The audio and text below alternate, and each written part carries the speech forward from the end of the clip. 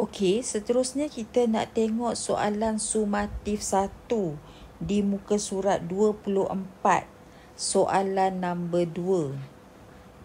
Soalan nombor 2. Okay, yang ni.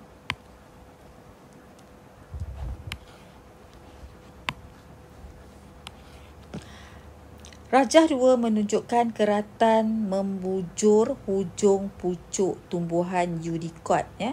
So ambil benda-benda penting ni fakta-fakta penting, isi-isi penting yang awak kena highlight. Keratan membujur hujung pucuk tumbuhan Udicot. Okey, hujung pucuk ni. Okey, ada meristem apex kat sini.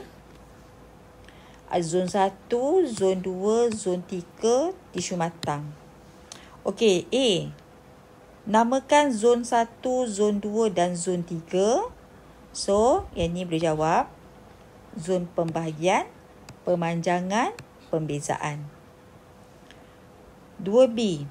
Lukis satu sel untuk mewakili sel di zon 1 dan satu lagi sel di zon 2. Yang ni boleh tengok muka surat 8.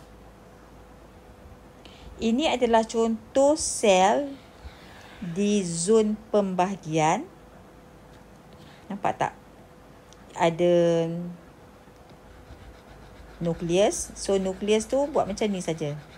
Buat macam ni cukup awak hitamkan. Buat bulatan, awak hitamkan nukleus. Lepas tu yang ni vakul kecil. Dan ini cytoplasma. Yang ni dinding sel. Ya. Okey. Macam biasalah. Bentuk yang biasa. Dan satu sel di zon pemanjangan. Zon 2, zon pemanjangan kan. So, lukis yang ini saja. Selnya lebih besar. Maksudnya lebih panjang. Dia ada vakul yang sangat besar. Hasil daripada percantuman vakul-vakul yang kecil tadi. So, yang ni saja ya. Okey, selesai. Ni dah. Nyatakan perbezaan antara sel pada zon 1 dan zon 2. Dia suruh kita buat perbezaan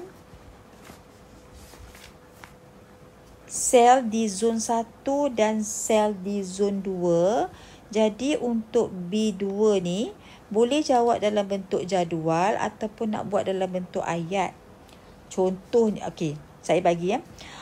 Saya nak awak nyatakan perbezaan daripada segi saiz sel. Perbezaan daripada segi saiz sel, satu. Yang kedua, jadi saiz sel di zon pembahagian lebih kecil manakala saiz sel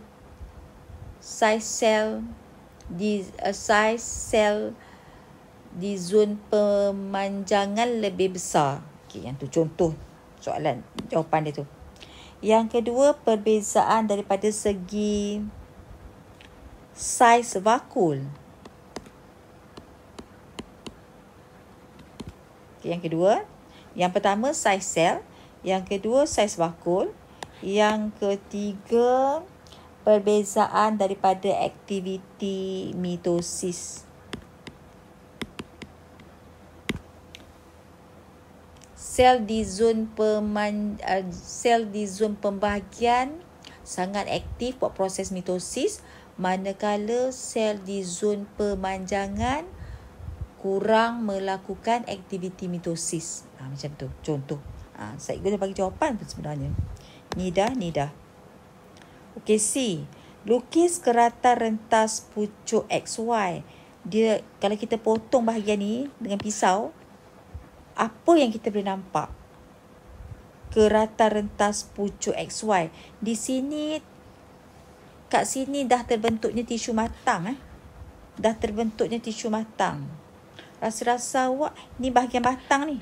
Ni bahagian batang. Sebab ni pucuk, ni mestilah batang. Kan? Rasa-rasa awak Macam mana rupa dia? Tisu matang. Tisu matang yang dah terbentuknya xylem dan phloem. Kan? Jadi di sini awak boleh tengok muka surat.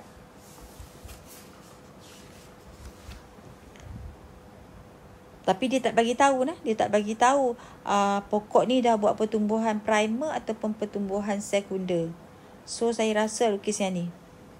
Lukis yang ni. Sebab dia tak nyatakan, mungkin barulah terbentuk. Okey. So lukisan ni macam ni lah. Lukisan ni saja. Sebab mungkin tumbuhan ini belum lagi buat pertumbuhan sekunder. Okey, ini hanyalah setakat pertumbuhan primer. So lukis yang ni. Jelas? Sebab dia kata batang. Kalau akar macam lain pula Okey, seterusnya. Cikgu ni dah bincang bagi jawapan dah sekali. Okey, C. Setelah beberapa tahun, tumbuhan tersebut mengalami pertumbuhan sekunder. Lukis kerata rentas batang pokok tumbuhan yang telah mengalami pertumbuhan sekunder. So, macam mana? Yang ni lah kan. Ni yang tadi. So, soalan yang ni. Yang ni lah. Yang ni pertumbuhan primer. Iaitu xylem primer dengan phloem primer saja. Yang ni pertumbuhan sekunder. Dah ada phloem sekunder, dah ada phloem primer, dah ada xylem sekunder, dah ada xylem primer. Okey?